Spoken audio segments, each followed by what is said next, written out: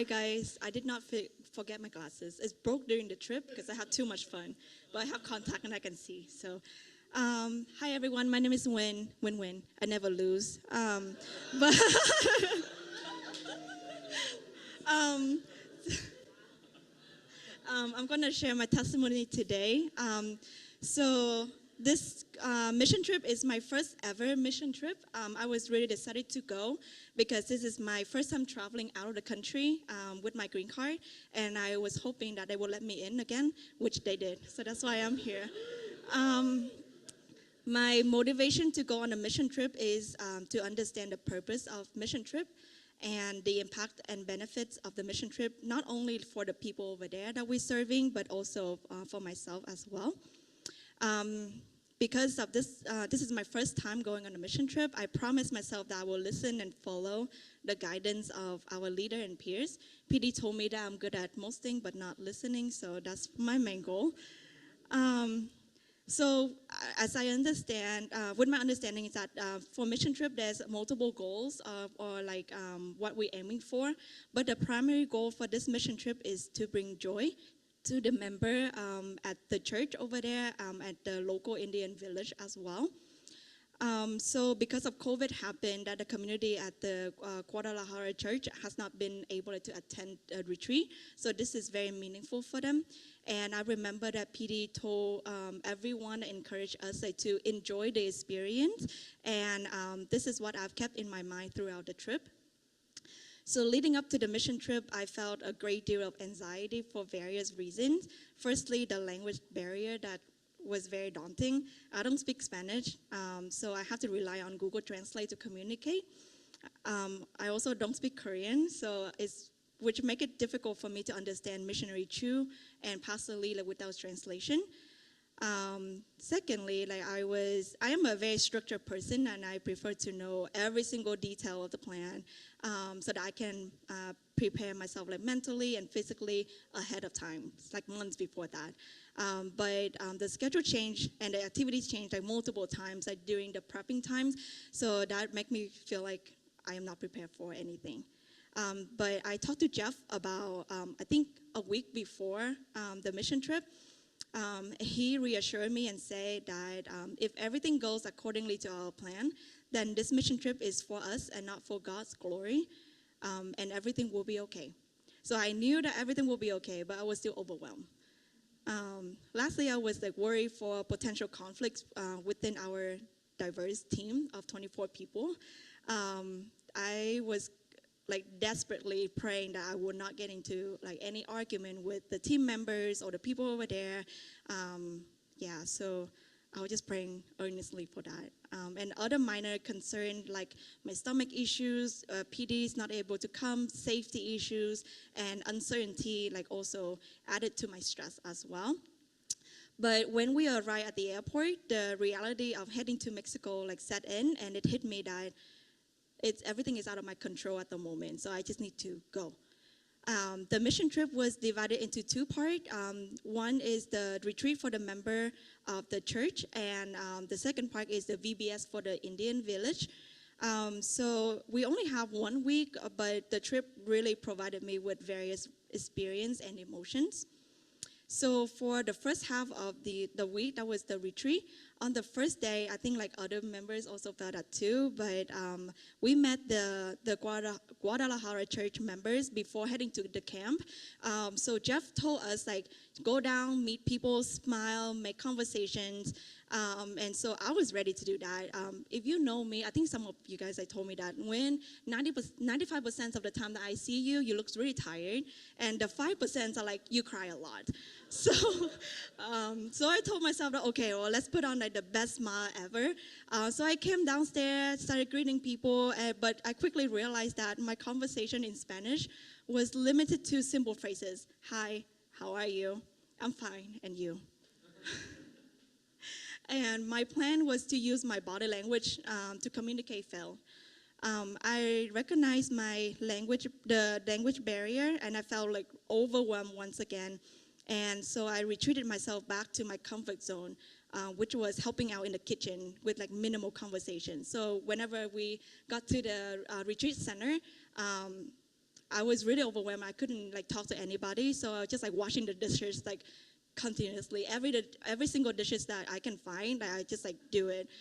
Or like the ladies in the kitchen like hand me things to wash, and I would gladly say gracias, because that's the only thing that I could do. Sometimes like during working in the kitchen, like I smile, I nodded, or answer like simple question that I know. But in the afternoon, I realized that I need to do something about it. So I gathered up my courage to make conversation with some ladies in the kitchen using broken Spanish, body language, and assistance from John, Steph, and Nudie. They mainly make fun of me, of like how junky my tomatoes look like compared to the other ladies. But that made her laugh, and that was like the main thing that we did. Though like we struggled to understand each other, we share laughs, giggles from what we talked about. At night during debriefing, everyone like go around and share everything during that day. I do remember Sunmi share that we should not be too caught up in our ministry, but use this time to engage more with other people as well. So I understood what Sunmi shared, and I noticed my tendency like to serve more than engage. So the next day, I team up with other mission members like to engage more with the church members, leading to like enjoyable interaction and conversation that we have. I was able to get to know many people instead of passively like focusing on washing the dishes or cooking. Although it was really fun talking, joking, laughing like during the day, when I reflected on my day later on that night, I realized that I talked about everything, but our conversation lacked spiritual depth. I didn't ask about their spiritual life or their church life or what lead them to like to go to church or knowing Jesus. Knowing that I am here to provide relaxing, healing, and joyful retreat experience for them.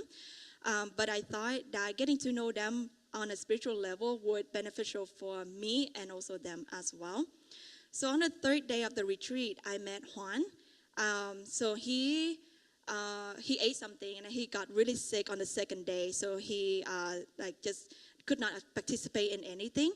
And on the third day, I saw him sitting down by himself at the table. So I went and I asked him if he was doing better using Google Translate. We talked about many things, and after that, I don't remember exactly how the conversation went, but it naturally led to him sharing about his spiritual journey. So Juan has been a dedicated member for this church for 15 years, and he has been attending house church regularly every week. He showed me the photos of his house church member and pointed out the member like so that I could say hi to them. So he consciously yelling their name and pointed at them so that I can like come up and say hi to them.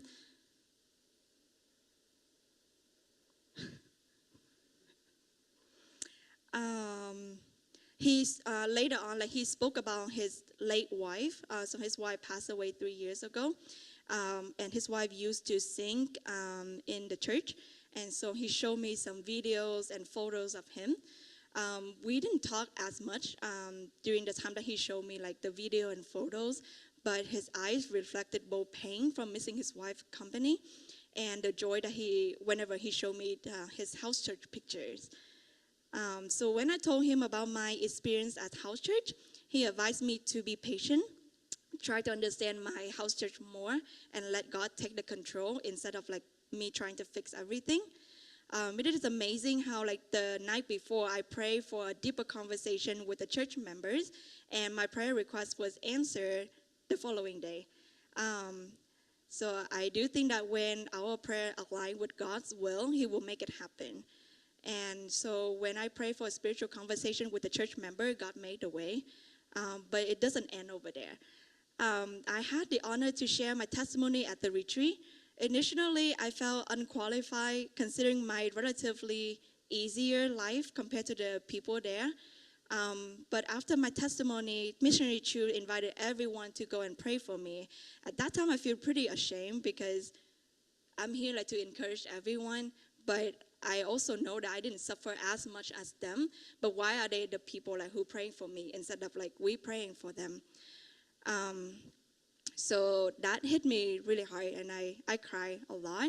But after the prayer, Carmen is one of the people that could speak English like fairly well.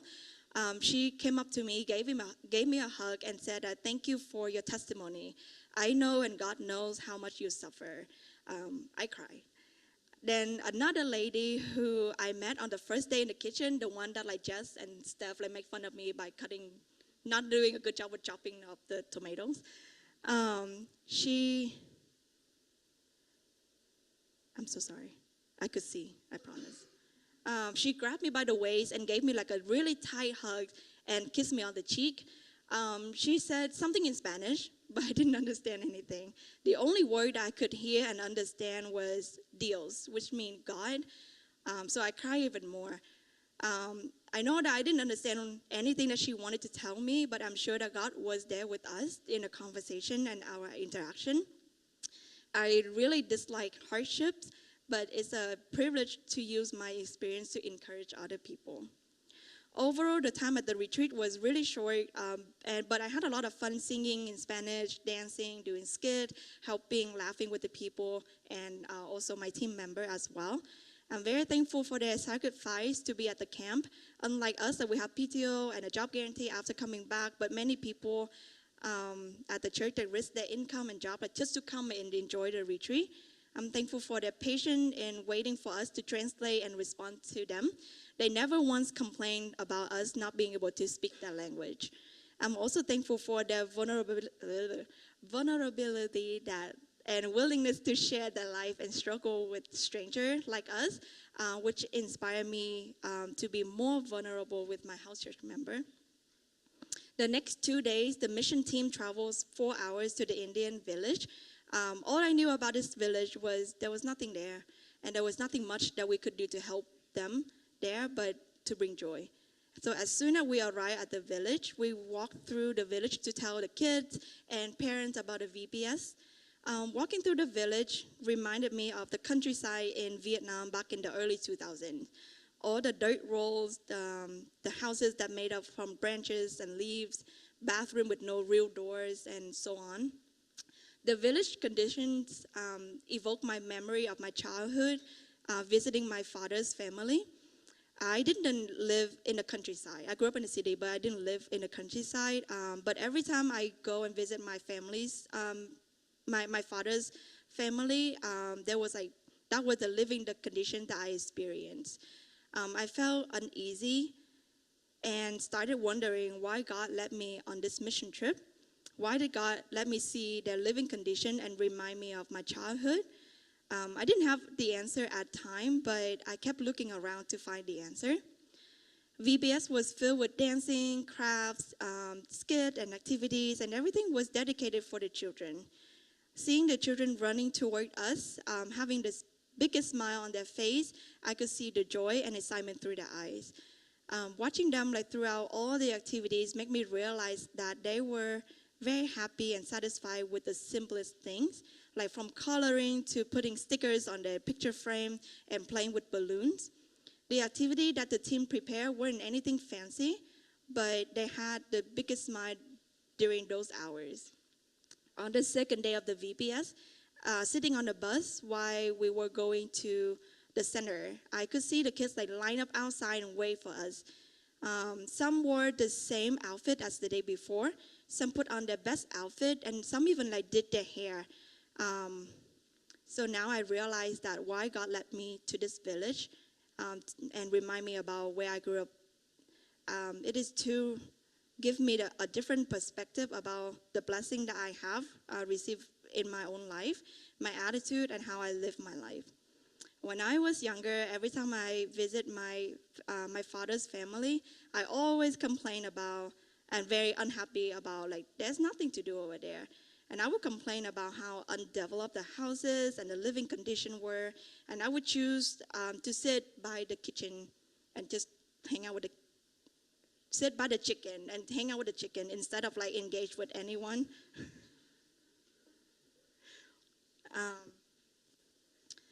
And counting down the time I have left over there. I wasn't satisfied with life or what I was given at times, and even now. But seeing the children with their pure joy taught me that happiness doesn't come with material things, but from a grateful heart and a relationship with God.